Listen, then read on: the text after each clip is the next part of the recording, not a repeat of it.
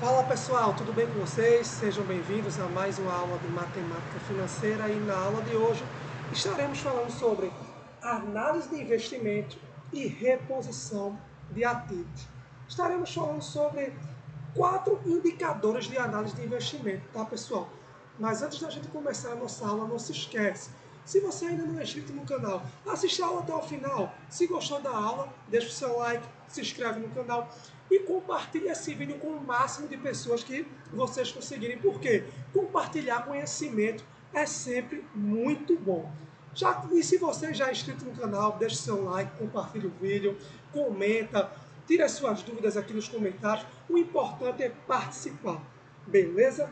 Então, os 4 índices que vamos falar são os seguintes. Temos a taxa interna de retorno, ou a IRR. Temos o valor presente líquido, ou o NPV. Posteriormente, temos o índice de lucratividade e, por fim, a taxa de rentabilidade. Iremos falar desses 4 principais itens, tá, pessoal? Que são itens aí quando a gente vai analisar projetos de investimentos, se é viável ou não viável, lucrativo ou não lucrativo.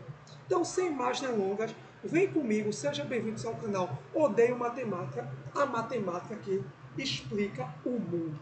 Então, o primeiro índice que vamos falar é a taxa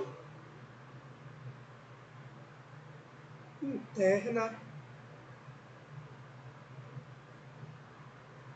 de retorno.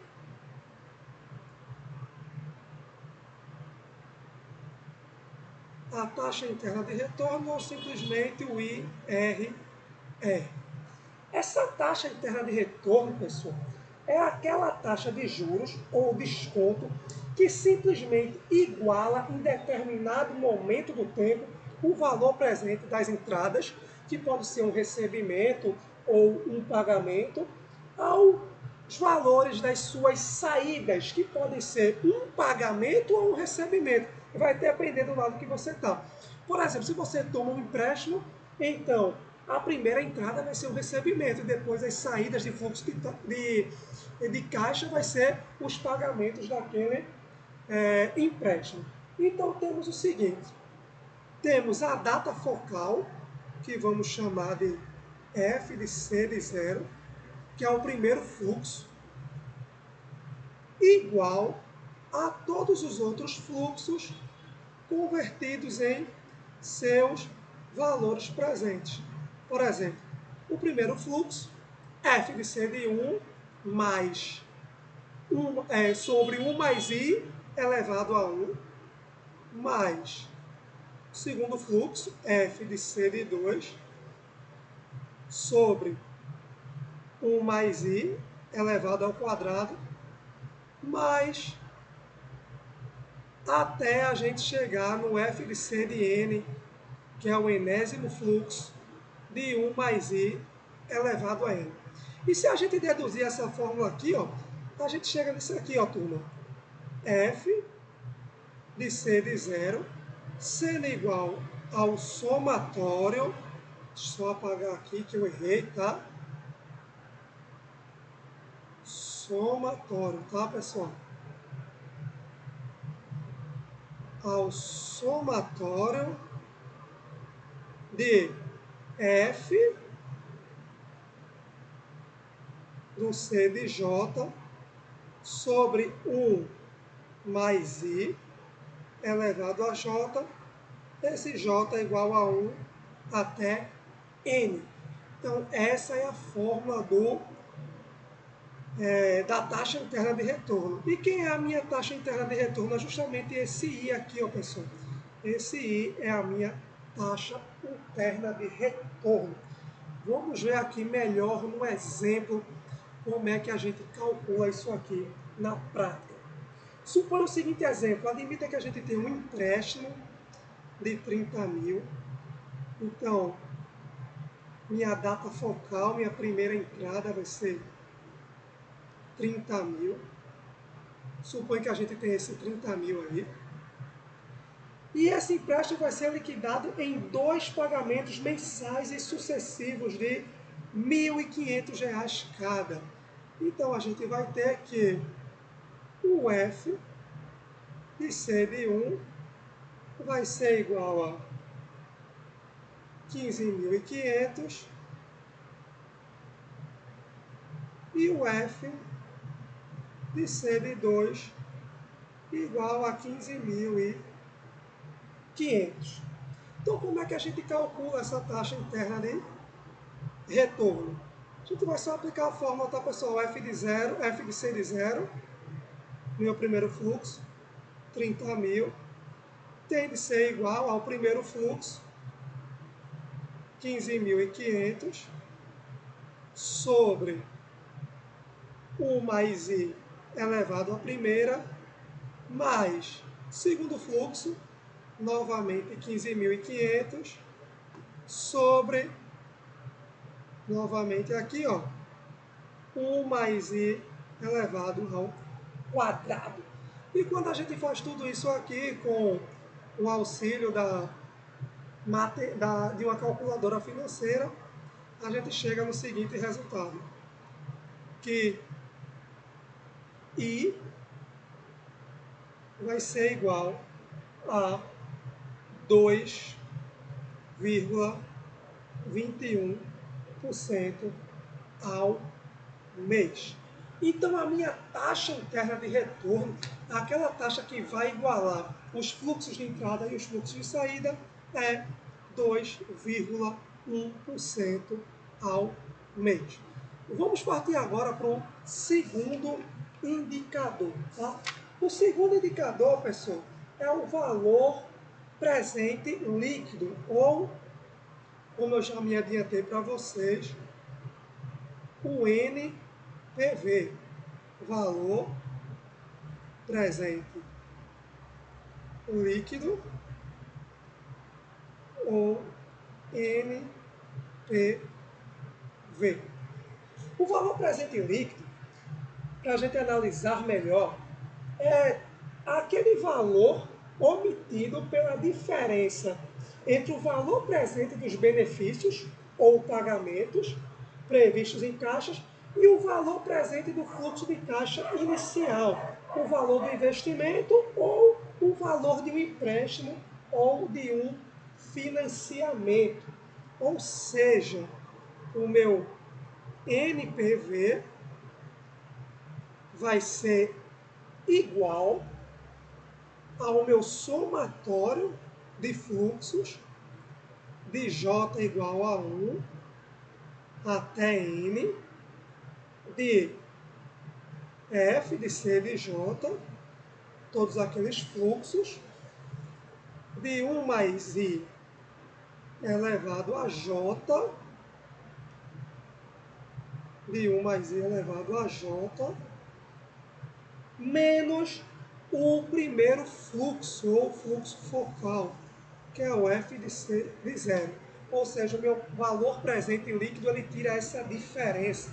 Qual é a diferença do somatório de todos os valores presentes dos fluxos de entrada ou de saída? Vai depender do que lado você está, se você está investindo ou se você está tomando ou um valor emprestado, e o valor menos o valor da data focal. Se a gente tiver um exemplo aqui, para a gente poder entender melhor, vamos supor o seguinte: admita-se que a empresa tenha definido em 20% ao ano a taxa de desconto a ser aplicada aos seus fluxos de caixa de investimento. Tem-se a seguinte representação: a gente vai ter o primeiro investimento, ou seja, a empresa vai fazer um investimento de R$750.000, vai ser igual ao meu F de C de 0, vai ser uma saída, tá, pessoal? Que a empresa está fazendo aquele investimento, só que ela pretende, no momento 1, o primeiro fluxo ser igual a 250.000, o segundo fluxo, o F de C de 2, ser igual a 320.000,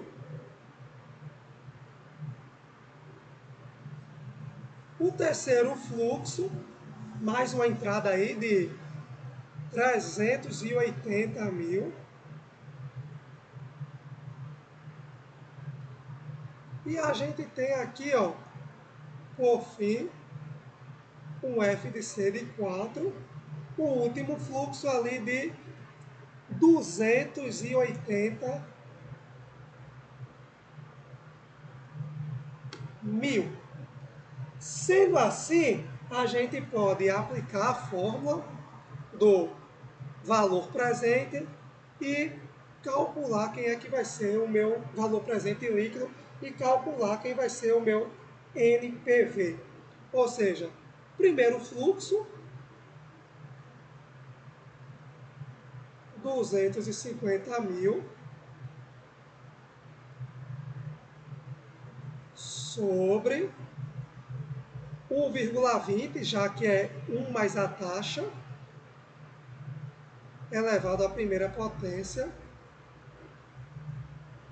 mais o segundo fluxo, que é 320 mil,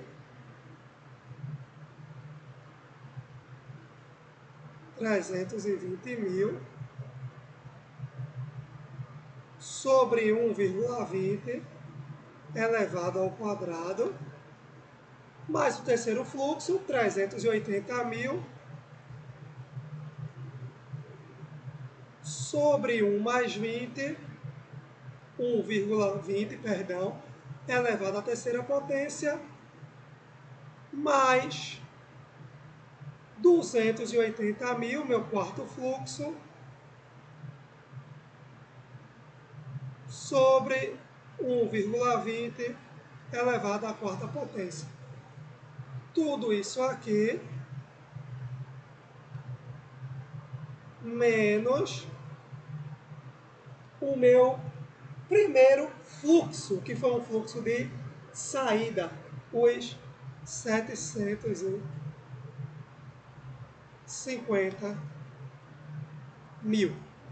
E quando a gente faz tudo isso, pessoal, a gente vai chegar aqui, quando a gente resolve tudo isso aqui, o meu valor presente líquido, ou NPV, vai ser igual a 785.493,82 menos 750 mil.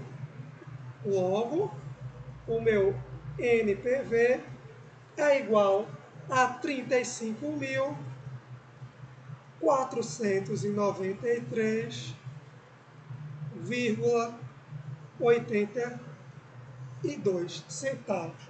Então, isso significa que esse investimento é viável, porque você tem um valor presente líquido positivo. Então, a essa taxa de 20%, vale a pena se investir esse. Então, pessoal, a gente vai falar por fim agora do índice de lucratividade, ou IL, índice de lucratividade,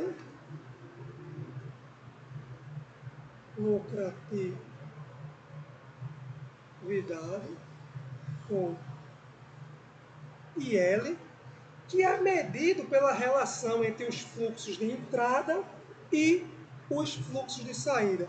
Ou seja, o meu IL ele é igual ao somatório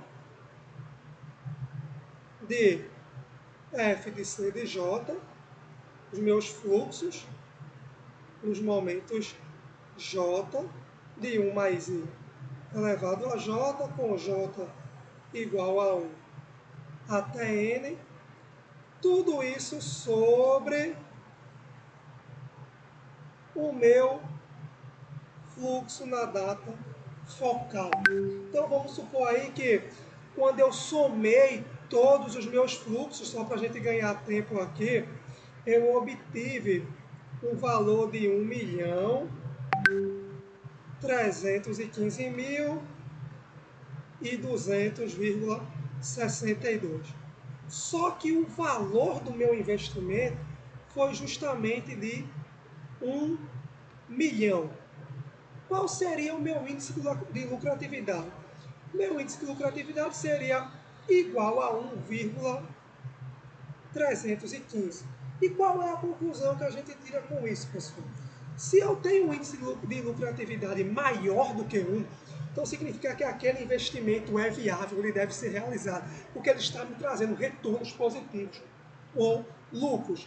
Se eu tiver ele igual a 1, então aí você não está ganhando nada, está empatando, está 0 a 0 aquele jogo, e vai estar até perdendo para a inflação, na verdade, então não é legal realizar aquele investimento. E se ele é menor que 1, então você vai estar perdendo dinheiro com aquele investimento. Então é isso que o índice de lucratividade ele mede, se o investimento ele é rentável ou não, de acordo com o seu valor. Já a taxa interna de retorno, ela é simplesmente calculada pelo taxa interna de retorno, ou TR, ela é calculada pelo meu valor presente líquido, ou INPV, dividido pelo meu desembolso de capital, ou o meu F de C de zero. Logo, a gente medindo ali pelo exemplo anterior, a gente teria que a minha taxa interna de retorno seria de o meu valor presente líquido seria de 315.200,62 sobre o meu primeiro desembolso, que é de 1 milhão. E tudo isso ia dar um valor aproximadamente de 31,52%. Ou seja, está mostrando que essa taxa também é rentável, no mesmo raciocínio do índice de lucratividade, tá, pessoal? Então, por hoje é só. Espero que vocês tenham gostado da aula. Mais uma vez, muito obrigado pela atenção e até o próximo vídeo de Odeio Matemática, a matemática que explica o mundo.